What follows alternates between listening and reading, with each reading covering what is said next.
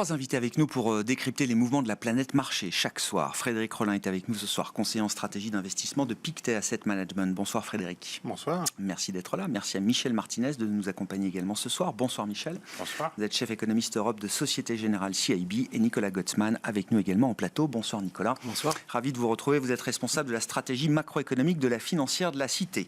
Commençons évidemment avec la séquence Banque Centrale historique de la semaine. On ne va pas tout détailler. Un des points importants évidemment, c'est ce que fait la Réserve fédérale américaine aujourd'hui avec une nouvelle étape qui est franchie puisqu'on entre théoriquement en tout cas en territoire restrictif et on va avancer encore un peu plus en territoire restrictif. Si on reprend la communication de la Fed cette semaine, il a toujours des formules intéressantes, Jérôme Powell. Sans être économiste, il a parfois un langage clair qui est simple à comprendre. Il y a 6 mois, il fallait être humble and nimble, humble et agile. Là, la recommandation qu'il laisse aux investisseurs, c'est « hope for the best, plan for the worst ».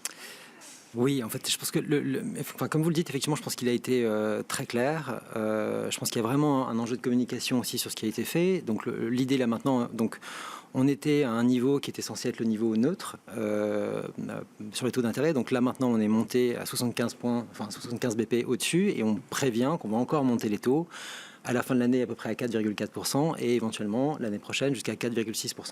En disant voilà, on va rentrer donc en territoire restrictif, on est là pour vraiment freiner l'économie, pour pas venir à notre résultat, c'est-à-dire d'arriver à freiner l'inflation dans un second temps.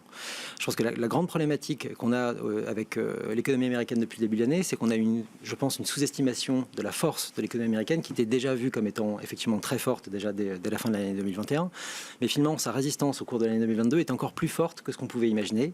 On voit notamment que sur le front de l'emploi, malgré les hausses de taux, ça continue de marcher très bien. On voit les PMI qui ont été publiés ce matin, encore une fois, qui, même s'ils sont un petit peu en dessous de 50, sont 3 points au-dessus des attentes. Sur les services, on repart à la hausse et on peut estimer aussi que l'emploi va continuer encore à performer. C'est-à-dire que pour le moment, encore une fois, et comme ça a été le cas notamment sur les différentes mesures qu'on avait pu avoir, l'économie américaine est vraiment plus forte que ce qu'on pouvait attendre et donc on peut comprendre effectivement, même depuis ce qui s'est passé l'année dernière, c'est qu'avec toutes les révisions qu'on a eues à la hausse, notamment sur les chiffres de l'emploi, pourquoi la Fed était ce qu'on appelait, aussi en retard a priori. Ensuite, la question maintenant, c'est que comme il y a quand même un effet sur de la politique monétaire, c'est de voir effectivement jusqu'où ils peuvent aller sans aller trop loin. Pour le moment, je pense que ce n'est pas le cas. En tout cas, on n'a pas d'indicateur vraiment qui peut nous permettre ça. On voit que sur l'immobilier, ça commence vraiment sérieusement à caler, il l'a dit. Par contre, pour la suite, maintenant, j'ose espérer en tout cas que le discours qu'il a maintenant, qui est effectivement très fort, en tout cas pour montrer la volonté qu'ils ont de lutter contre l'inflation, sera quand même plus fragile lorsque effectivement les chiffres sur l'emploi commenceront à se dégrader sérieusement et voilà, et qu'on aura éventuellement un retournement du discours à ce moment-là et que le discours qui est un peu va-t-en-guerre contre l'inflation aujourd'hui sera atténué lorsqu'on rentrera vraiment dans le dur, mais ce que j'imagine arriver aussi. On ne sous-estime pas évidemment la capacité de la Fed à modifier son discours, voire à renverser son discours. C'est déjà des phases qu'on a connues dans le passé.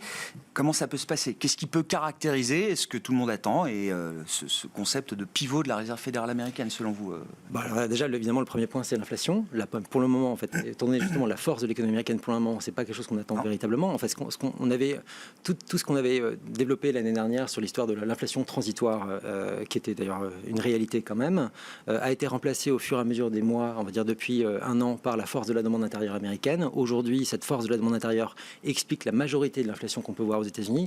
Donc, il est effectivement logique qu'elle intervienne. Pour le moment, en tout cas, le rythme de création d'emplois, de progression des salaires ne nous permet pas d'envisager vraiment que ça puisse se calmer sérieusement sur le fond de l'inflation. En gros, si on considère que l'inflation américaine est à peu près comprise entre 8 et 9% aujourd'hui, la moitié, en gros, vient vraiment de la demande. L'idée maintenant, c'est de revenir un peu plus bas, effectivement. Mais ensuite, la grande question, c'est toujours de savoir si à partir du moment où on sera revenu, on va dire, sur un champ plus acceptable, c'est-à-dire, on va dire, autour de 3%, et comme il y a eu pas mal de recherches là-dessus, c'est que le passage de 3% à 2% d'inflation risque d'être beaucoup trop douloureux pour la Fed pour pouvoir s'engager dans un sens qui soit aussi va-t-en-guerre qu'elle ne l'est aujourd'hui. D'accord.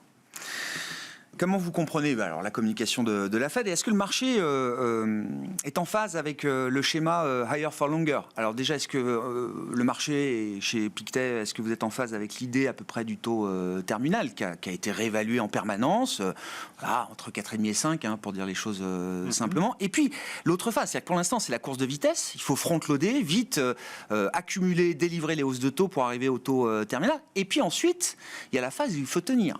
Et là, la Fed nous dit on restera en territoire restrictif avec des taux directeurs au-delà de 4% pendant peut-être 2 ans. Oui, je crois qu'il y avait plusieurs façons d'interpréter cette Fed. Il y avait une façon, je dirais, plutôt optimiste. C'est de dire, voilà, ils n'ont pas fait 100 points de base, mais 75 seulement, c'est pas mal. Et puis, ils remontent leurs anticipations de taux, ils rajoutent de la crédibilité, ils prennent l'inflation au sérieux, elle va donc baisser. Et finalement, c'est plutôt une bonne chose. Alors, évidemment, le marché ne l'a pas pris comme ça. On le sait, ce que voit le marché, je pense, c'est qu'il se dit, voilà, il révise sans cesse à la hausse ce taux neutre. Et au fond, ils ne savent pas où ils vont. Ils ne sont pas ancrés. Alors, on voudrait, nous, avoir un ancrage de la politique de taux à moyen terme. On voudrait avoir un ancrage de l'inflation. Mais il semblerait qu'aujourd'hui, en révisant à chaque fois, la Fed elle-même ait perdu cet ancrage. Donc, c'était plus pour nous, finalement, j'ai l'impression, le sentiment, en tout cas pour le marché, que la Fed ne sait pas vraiment où elle va aujourd'hui, et en plus, si elle y va, c'est plutôt une direction qui n'est pas très favorable au marché. Hein. Voilà, et voilà, jusqu'où ils vont remonter ce taux. Et je pense que c'est plus ça aujourd'hui que craignent les marchés. Si on disait, ben voilà, ils vont aller à 4,6 fin 2023, c'est le bon taux, c'est celui-là, je pense qu'on aurait eu peut-être même un beau rallye sur le marché. Mais voilà, le fait qu'ils révisent à la hausse à chaque fois, finalement, voilà, ça fragilise quand même la fiabilité de leur on a besoin d'une Fed fiable, et c'est vrai que voilà, elle s'est déjà un peu trompée sur l'inflation, elle n'était pas seule. Hein. Il y a beaucoup d'économistes qui sont trompés sur l'aspect transitoire. En tout cas, voilà, c'était un petit peu plus long que prévu. Puis je pense que voilà, ce qui commence aussi à rentrer dans le marché, c'est que je pense que le dernier chiffre d'inflation a fait quand même beaucoup de mal. Et c'est un chiffre d'inflation qui est quand même, faut bien regarder, c'est que voilà, on a quand même aujourd'hui des hausses de salaire qui permettent quand même plus une épargne accumulée des ménages qui permet de nourrir une hausse des prix. Il y a un peu de réserve, il y a des hausses de salaire. Donc ça, c'est important. Et puis deuxième chose, l'immobilier a été très fort. Alors il ralentit fortement, mais il a été très fort l'année dernière. Et assez souvent, après une année de hausse de l'immobilier, on a une année de hausse des loyers. Ouais. Donc on va avoir une inflation qui va être beaucoup plus tenace. Par exemple, le consensus économique, aujourd'hui, il est plutôt à 3,5 pour 2023. Nous, on n'est pas loin de 5. Hein. Alors, on voit toujours une inflation. Le break-even 1 an d'inflation, il nous dit 2 plus fin d'année prochaine. Voilà. Non, mais pour donner un peu la gradation des différentes anticipations qu'on trouve. Quoi. Et en plus, sur l'inflation, je pense qu'on va trouver effectivement, entre économistes, une dispersion qu'on n'avait jamais eue auparavant. Donc finalement, une prime de risque assez importante sur le doute des anticipations d'inflation, sur le sentiment que la Fed n'est pas complètement, est pas complètement en maîtrise. Et c'est très difficile. Hein, voilà, c'est un phénomène nouveau, cette inflation. Et puis quand même une inflation qui, voilà, je pense que les gens comprennent, va baisser, mais quand même pas très vite. Non. Alors, moi je trouve que si l'inflation arrive à 3%, aucune raison pour la Fed de continuer une politique monétaire restrictive. Mais je dirais que c'est pas à manger tout de suite, il faut attendre un petit peu. Pour l'instant, elle est en train de s'ajuster à la hausse. On ne sait pas quand elle termine. Vos commentaires, Michel, de manière assez globale, et la Fed notamment, les banques centrales sont très backward-looking, regardent les données du passé parce qu'elles veulent être certaines de ce qu'elles voient d'une certaine manière, même si la qualité des données passées n'est pas toujours non plus forcément très importante. Est-ce qu'on peut imaginer qu'à un moment, quand même, les banques centrales et la Fed regardent un petit peu devant parce qu'on le voit bien quand même dans les prix de marché ou dans les anticipations, l'inflation américaine, effectivement, n'est pas amenée à rester à 9% pendant encore très longtemps. Oui, mais c'est les anticipations de marché.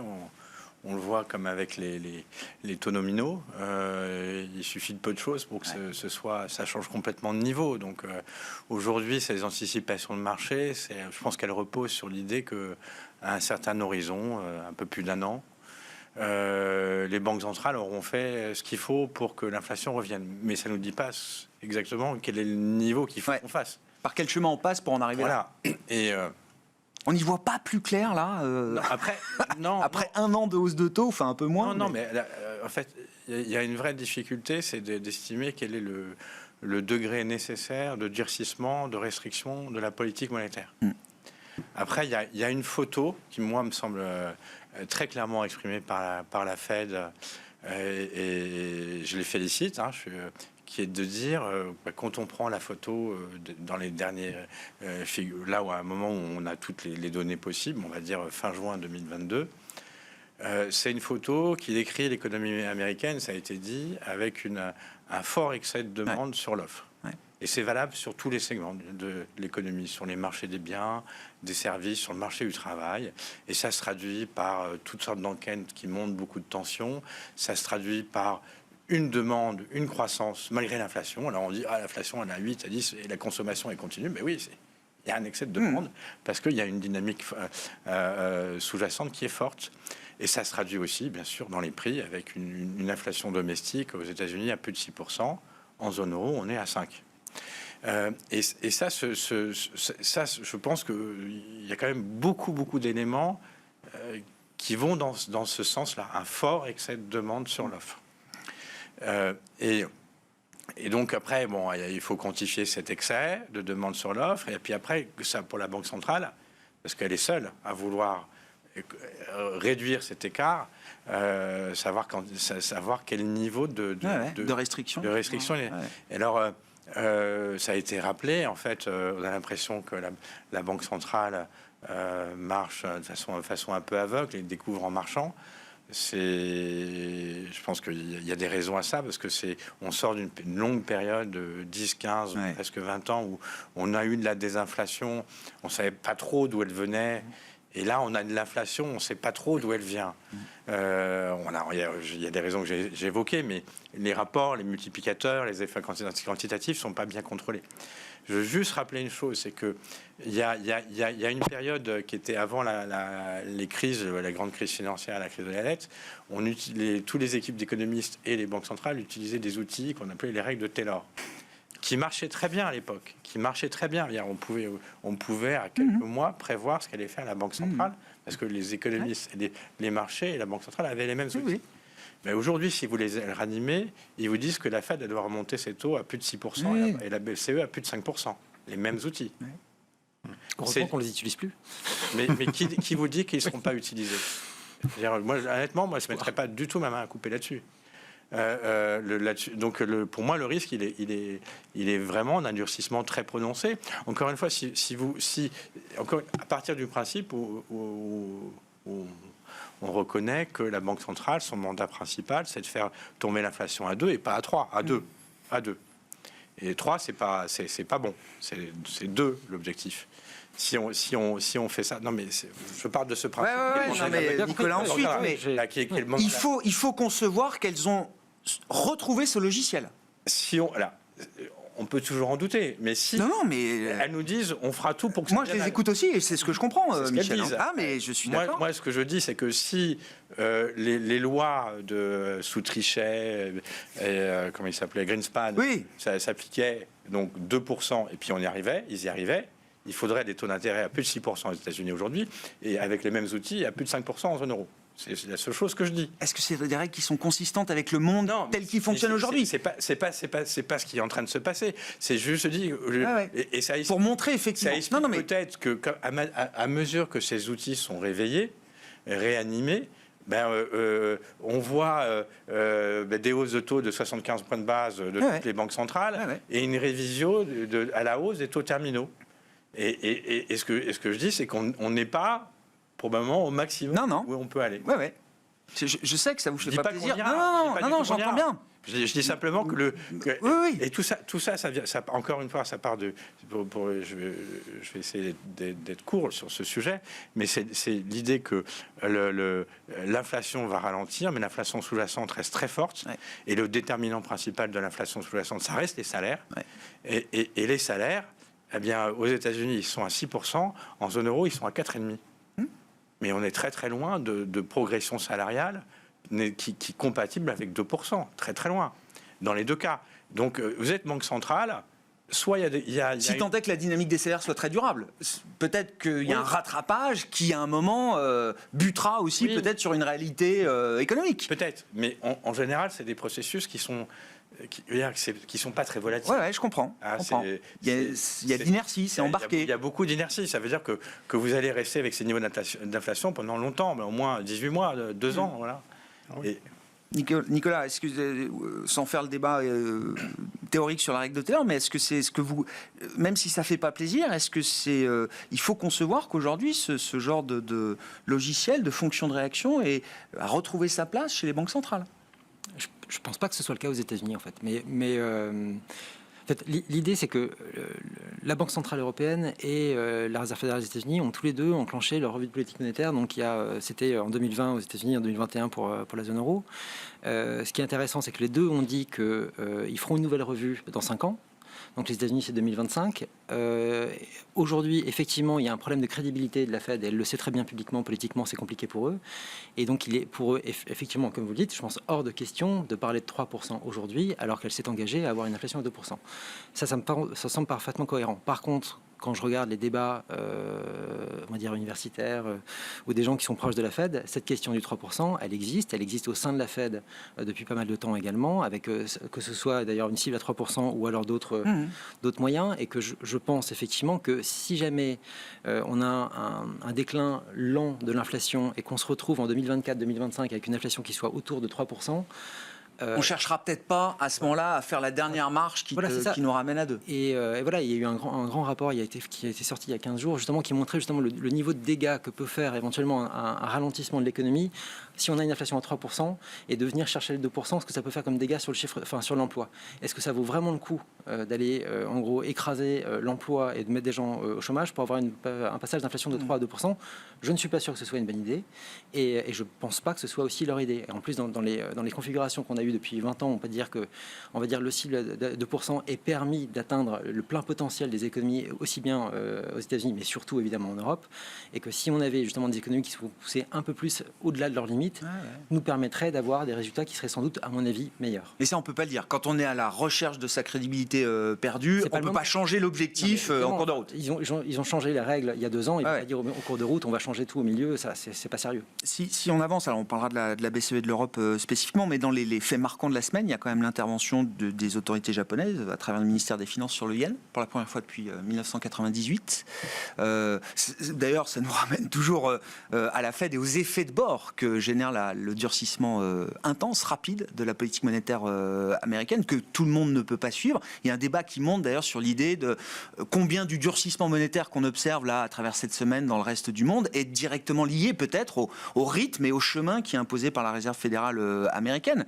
Quand on voit 100 points de base en Suède, si la Fed montait pas aussi agressivement, est-ce que 75 points de base n'auraient pas été suffisants, etc. Et le Japon, avec une banque centrale qui ne peut pas bouger, qui ne veut pas bouger aujourd'hui, doit quand même défendre sa devise. Oui, alors le dollar très très fort, beaucoup de pays doivent suivre le dollar, notamment beaucoup de pays d'émergence se financent en dollars, donc effectivement impossible à quantifier, mais il y a un effet resserrement de la Fed dans la politique monétaire de beaucoup de banques centrales. Pour ce qui est du Japon, voilà, on a un petit peu d'inflation au Japon. C'est une inflation qui a été tellement voulue, désirée, tellement longtemps. mais oui. Et si on voulait reprendre ce que disait Jérôme Powell il y a quelques temps, d'ici l'inflation a été un peu en dessous de 2 pendant un moment, elle peut être un peu au-dessus de 2 pendant un moment. Bon, ça c'est oublié évidemment aux États-Unis. Au Japon, je pense qu'on peut garder une inflation de ce type-là encore assez longtemps. Donc, la Banque centrale japonaise n'a pas véritablement n'a pas véritablement raison aujourd'hui de resserrer sa politique monétaire. Alors le seul souci effectivement, c'est la faiblesse du yen, alors qui d'un côté quand même bénéficie aux exportateurs, mais qui finit quand même par être troublante, amener de l'inflation importée, une perte quand même de pouvoir d'achat à l'extérieur. Donc voilà, ils essayent de réguler ça. Assez souvent, alors après je ne veux pas spéculer là-dessus, assez souvent l'intervention d'une seule banque centrale qui en plus ne va pas vraiment resserrer sa politique monétaire, ça peut être assez temporaire. Maintenant, si d'autres banques centrales sont d'accord pour dire que le yen finalement commence à être vraiment trop faible par rapport au dollar, c'est-à-dire si la banque centrale américaine veut bien faire quelque chose, à ce moment-là on peut avoir un renversement. Mais je crois qu'aujourd'hui, il fallait quand même envoyer un petit signal à 145 yens. Voilà, on s'est mis acheteurs nous de yens, mais vraiment sur une base de valo. D'accord. Hein, tout le momentum, tous les arguments sont, je dirais, contre nous. On a une Fed qui resserre, une BOJ qui ne va pas bouger. Malgré l'inflation, mais les niveaux sont tels qu'on se dit effectivement il va finir par y avoir quand même une réaction des autorités. Donc voilà. Je ne suis pas sûr que ce soit gagné aujourd'hui, parce que c'est une banque centrale, je disais tout à l'heure, c'est toujours un peu fragile, mais enfin voilà. Ça peut, parce que d'une certaine manière, alors c'était un one-way trade, mais en même temps, c'était un pôle de stabilité quand même dans les marchés. Là, ça crée de la volatilité en plus sur des positions qui sont très importantes chez les investisseurs. Enfin, le carry yen sur dollar, c'est un trade qui est très couru, on va dire. Voilà, je disais des choses, voilà, les positions vendeuses sur le yen atteignaient des records. Bon, c'est peut-être le bon moment pour la Banque centrale d'intervenir. Il dit, voilà, si tout le monde a vendu, ce sera difficile de tenir. Et donc, voilà, elle a renversé la vapeur. Donc, je pense que c'est un peu une forme de punition des spéculateurs en disant, attention, nous sommes quand même là. Quand est-ce qu'ils resserrent leur politique monétaire à court terme? Nous, ça nous paraît improbable. Je pense que c'est plus l'année prochaine qu'il faudra regarder ça. Le mandat d'Haruhiko Kuroda se termine en avril 2023. Je crois. Voilà, donc si jamais c'est un moment important pour la Banque du Japon. Il laissera faire ça son successeur. Successeur. Voilà. Si on en vient à la BCE, Michel, alors vous avez une position assez singulière sur l'Europe qui est pas la position dogmatique des faucons, qui est une position d'économiste, mais qui consiste à dire, vous allez nous expliquer, mais que il faut peut-être qu'on croit un peu plus en nous. D'une certaine manière, et en nos forces, parce qu'il y a quand même des aspects positifs en Europe. Et donc oui, vous dites, l'Europe peut supporter une normalisation monétaire, alors telle que la BCE l'imagine, ou telle que les marchés l'anticipent. Le taux terminal est vu à 3,25% désormais pour le mois de septembre 2023. Et quand je dis supporter ce rythme de normalisation monétaire, ça implique pour moi de ne pas passer par la case... dépression économique ou récession très sévère qui nous ferait perdre à nouveau de la croissance potentielle, de la production à terme, etc. et qui réduirait encore un peu plus la croissance potentielle de la zone euro. Il y a un chemin pour ça. Oui, alors après, il y a plusieurs chocs. Il y a que l'économie européenne, comme d'autres économies avancées, prennent, c'est le durcissement des conditions financières, c'est la hausse pour les entreprises de la part des salaires dans la majorité, la valeur absolue, donc la valeur ajoutée, pardon, et donc la réduction des marges. Et puis il y a le choc plus spécifique à l'Europe, qui est la crise énergétique. Et oui, alors in fine, on a des prévisions, nous, de croissance l'an prochain, autour de 20%, donc légèrement inférieur au potentiel, mais maintenant on est au-dessus du consensus.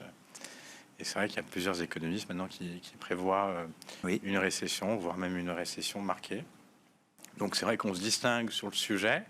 Je dirais que le raisonnement, il est celui que j'évoquais au préalable, à savoir que la photo, on va dire fin juin, il a été très bonne, un peu comme aux États-Unis, des taux de marge historiques. Il y a une force sous-jacente de l'économie qui est encore présente, qu'on ne voit pas forcément dans les chiffres. J'ai envie de dire, nous on a été positifs tout au long de l'année, mais j'avais pas mal de confrères ou de clients investisseurs qui nous disaient que l'économie européenne, dès la crise, la guerre en Ukraine, allait ralentir, tomber en récession. Et nous, on disait non, ça va accélérer très fort. Et les chiffres ont été révisés à la hausse en permanence. C'est ce qui s'est passé. Et alors pourquoi? Parce qu'encore une fois, le secteur privé était encore fin juin dans une santé extrêmement bonne, que ce soit entreprise, et c'est vrai aussi pour les ménages. Il y a beaucoup d'inflation, mais les ménages ne perdent pas de pouvoir d'achat, ou peu. Quand vous regardez les chiffres, regardez-les. Et en plus, il y a beaucoup d'épargne accumulée, donc ils consomment. Et y compris le ménage médian ou moyen ou standard. Oui, y compris le ménage moyen, médian et standard. Donc après, ça ralentit par rapport à les périodes de croissance de l'an dernier, mais ça reste en croissance. Donc il y a cette photo. Alors c'est pas une photo qui va durer éternellement. Les marges vont baisser, tous les facteurs vont peser et ça va ralentir. Après la question c'est que dans quelle mesure ça va ralentir. Oui, in fine, nous on fait des calculs et on estime que la croissance sera encore correcte l'an prochain. Malgré une récession industrielle qui semble inévitable. Oui, on a... Et peut-être même dans la construction aussi. L'immobilier est peut-être fragilisé aussi. L'immobilier, mais il y a deux choses. Il y a l'immobilier et la construction. C'est pas la même chose. D'accord. La construction reste dynamique en Europe. Et même en France. Et sur la partie industrielle, on peut supporter une récession industrielle sans que ça fasse basculer l'ensemble de nos économies dans une vraie récession. Et alors la récession industrielle, elle est déjà en train de se produire. Oui. Elle est déjà en train de se produire. C'est-à-dire que c'est pas cet hiver que ça va se casser la figure. Ça se casse la figure dès maintenant, au troisième trimestre. Mais en Europe, vous voyez, on dit, nous, il va y avoir encore un peu de croissance, ça va pas être des chiffres catastrophiques, parce qu'il y a d'autres éléments, en particulier au troisième trimestre, il y a le tourisme, etc., il y a des services, l'économie diversifiée, qui vont compenser la baisse. Alors, je ne sais pas si on peut parler de dépression, mais on aura une forte baisse de la production industrielle au troisième et au quatrième trimestre. Mais il faut pas oublier qu'en Europe, l'industrie, c'est 15% du PIB. Donc même si vous dites ça baisse de... Et donc vous dites finalement la BCE se trouvera peut-être en capacité de poursuivre sa normalisation sans avoir à arbitrer trop durement Mais encore une de fois, l'inflation contre la croissance. il peut y avoir une récession technique, tout ce que vous voulez, Oui. quelques chiffres. Mais du point de vue de la Banque centrale, bien ce que je disais au préalable, c'est est-ce que la dynamique sous-jacente, en particulier du marché du travail, est inversée? La Fed est très claire. Elle dit, moi, je veux que le taux de chômage augmente. Et je veux que le taux de chômage augmente quasiment d'1 point. C'est con. Ça veut dire une récession. Oui. Et elle espère que si le taux de chômage augmente d'1 point, Ça suffira. les salaires vont baisser. Oui. Après, on peut en discuter, mais Oui. la logique, elle est là. Il faut le pain, c'est le mot. Voilà. D'une certaine manière, c'est aussi une question que la BCE doit se poser dans des proportions moindres. Mais alors après, par quel canot ça agit, le durcissement monétaire? Eh bien, c'est des canaux qui prennent du temps avant de se faire. Il y a le canal des exportations, mais là, en l'occurrence, c'est plutôt positif. Et en net, c'est plutôt légèrement positif. On paye nos importations plus cher, mais comme on a des zones plutôt exportatrices, on bénéficie plutôt de l'euro faible. Donc c'est plutôt un élément de soutien. Et puis l'autre canal, mais le canal vraiment principal, c'est le crédit. Mais le canal du crédit, donc ça veut dire quoi concrètement? Ça veut dire moins d'investissement immobilier. Ça veut dire moins d'investissement des entreprises. Est-ce qu'on le voit ça aujourd'hui? Non, on le voit pas. Ouais, mais Ça va peut-être venir, mais dans quel... le risque de sudden stop, il n'est pas, il est pas fort aujourd'hui. Mais honnêtement, alors après, si vous êtes si on raisonne en termes de taux d'intérêt réel en zone euro, si vous êtes une entreprise qui est pas, il y a une entreprise qui a pas un modèle économique basé sur l'énergie, qui est relativement confiante à 3-5 ans, et elle n'a pas intérêt à encore prendre du crédit. Surtout si elle imagine qu'on n'est pas encore... Et je prends la même chose pour un ménage. Un ménage qui n'est pas inquiet sur ses perspectives d'emploi et de salaire à 3-5 ans. S'il n'y a pas de contraintes comme le taux du gérant...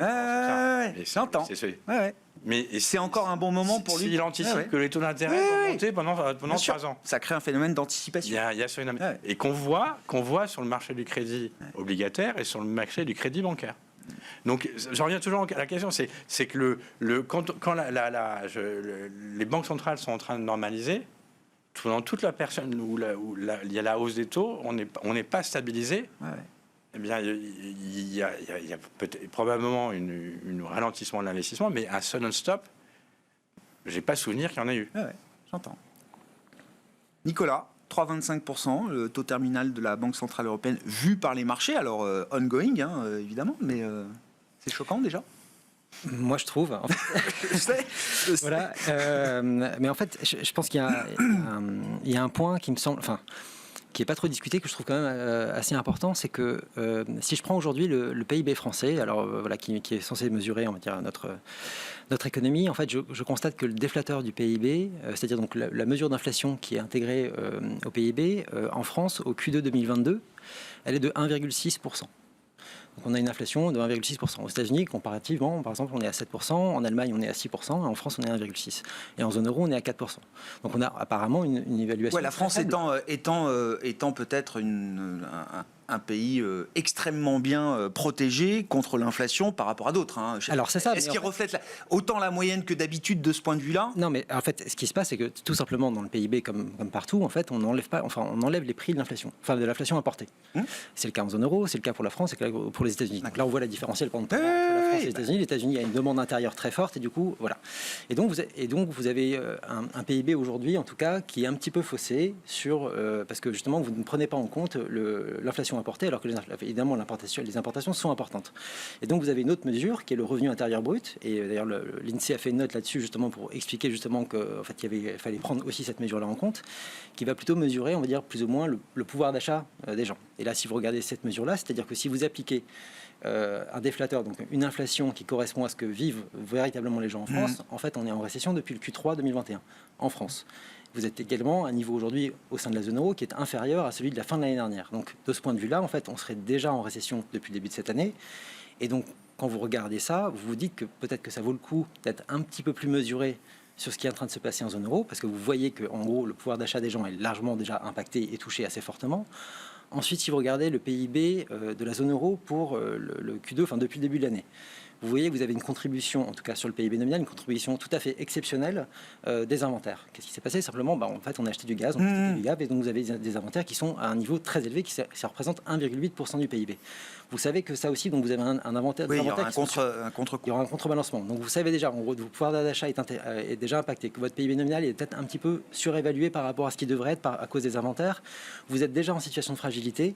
Et par rapport à ça, alors que, encore une fois, vous ne subissez pas du tout la même situation qu'aux États-Unis, vous souhaitez, en gros, vous orienter dans la même voie, me semble, à mon avis, très périlleux, risqué. Et pour la suite des événements, surtout avec le niveau de risque qu'on a en 2023, ce qui m'embête d'autant plus, c'est de voir, par exemple, dans le discours qu'il y avait plein de bonnes choses dans le dernier discours de Christine Lagarde, mais ce qui m'inquiétait, c'était de voir que, en gros, il y avait une phrase qui disait, en gros, si jamais aujourd'hui le niveau d'offre n'arrive pas à s'élever, on va devoir ajuster cette demande-là au niveau d'offre. Ouais, j'entends. Ouais. Et je trouve ça particulièrement problématique parce qu'en gros, mais on peut espérer quand même que les problèmes de l'offre se résorbent.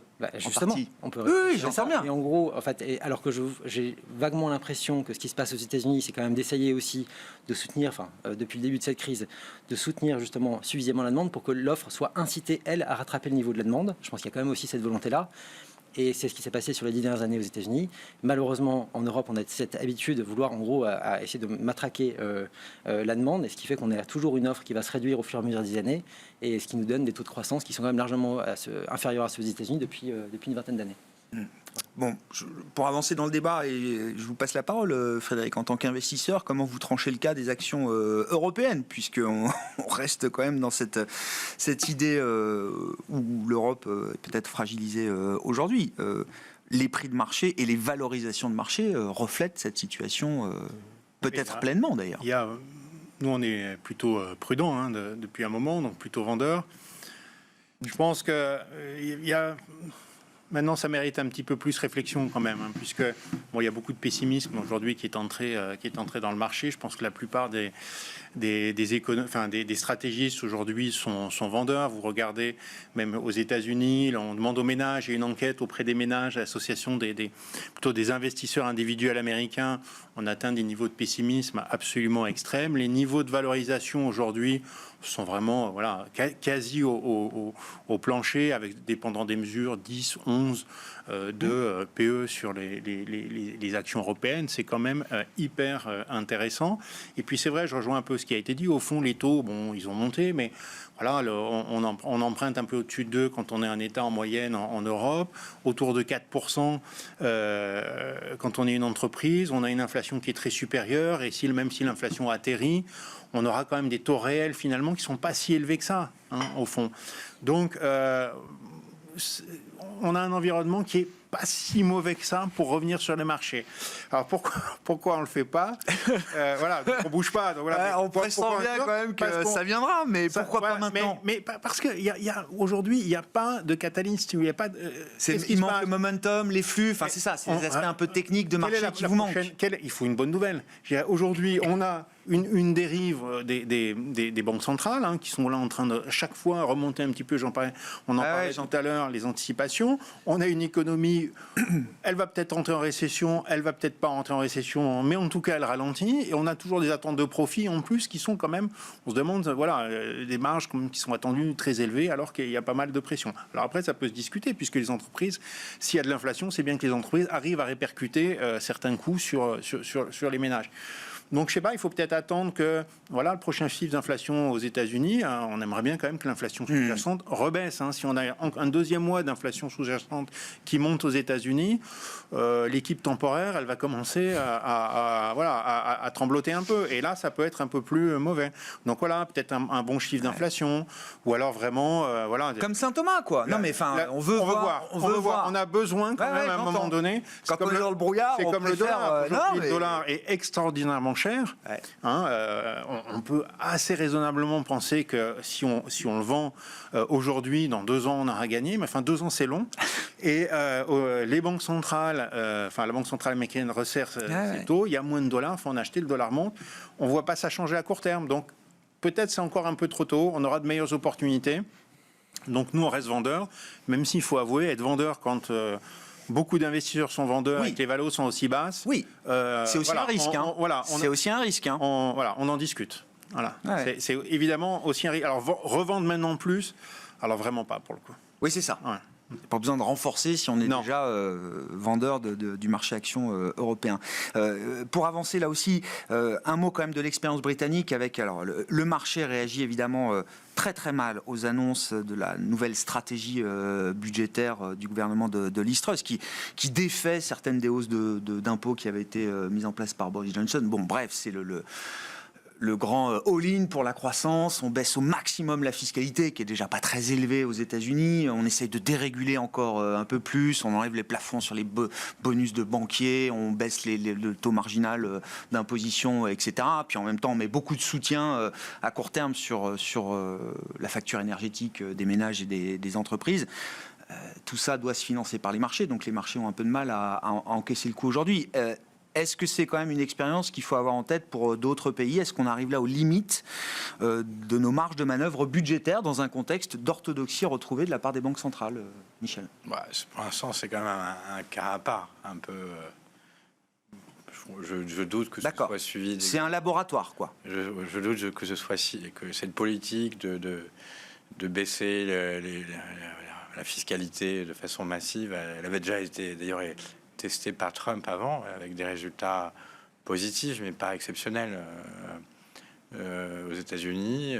Les États-Unis sont en train de revenir un peu sur le sujet sous l'administration Biden. Donc voilà, baisser les impôts de 2 points, 2,5 points de PIB en permanence, je suis pas sûr que ce soit... Ça tente beaucoup d'autres États.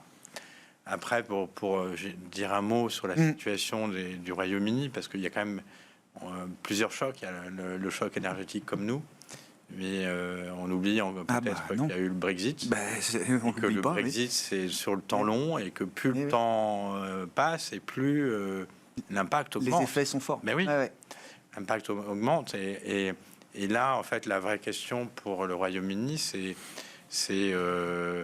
est-ce qu'il est possible, en se privant d'un accès large au marché unique sur les biens, les marchandises, de développer un autre modèle économique, on pense aux services financiers, qui soit un modèle tiers où ils aient leur propre régulation et où alors on peut penser aux services financiers, l'intelligence artificielle, la biogénétique, tout ce que vous voulez, et où ils seraient leaders mondiaux et avec leur propre régulation qui attirerait les entreprises au Royaume-Uni et nulle part ailleurs, parce qu'il y aurait une régulation plus stricte ailleurs.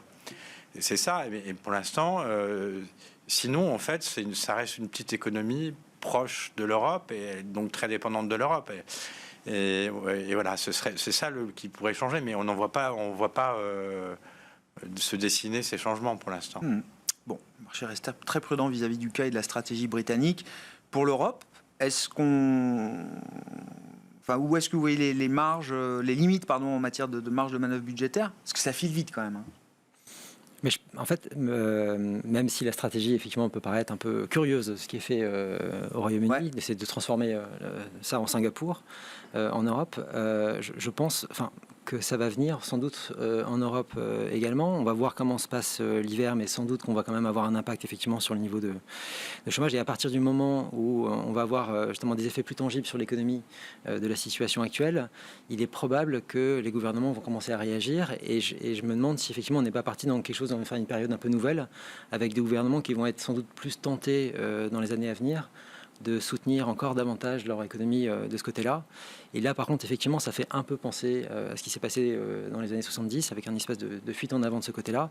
C'est pas un scénario qui me semble tout à fait inenvisageable. Et il est en plus assez envisageable que ça se passe également avec le soutien des banques centrales. C'est pas un scénario que j'exclus. Parce qu'en fait, même si à court terme, on voit bien aussi bien la BCE que la Fed venir lutter contre l'inflation, à moyen long terme, je suis pas bien sûr que ce soit la voie qui soit choisie, étant donné les défis qui nous attendent pour la suite des opérations. Parfait, parce que l'un des grands défis, c'est la transition énergétique et comment on fait la transition avec des taux réels positifs. Non, mais c'est le sujet qu'on va traiter avec le prochain invité qui va prendre votre place. Messieurs, il faut qu'on s'arrête pour ce soir. Merci beaucoup d'avoir été là. Frédéric Rollin, Pictet Asset Management, Nicolas Gottsman, la financière de la Cité, et Michel Martinez, Société Générale CIB.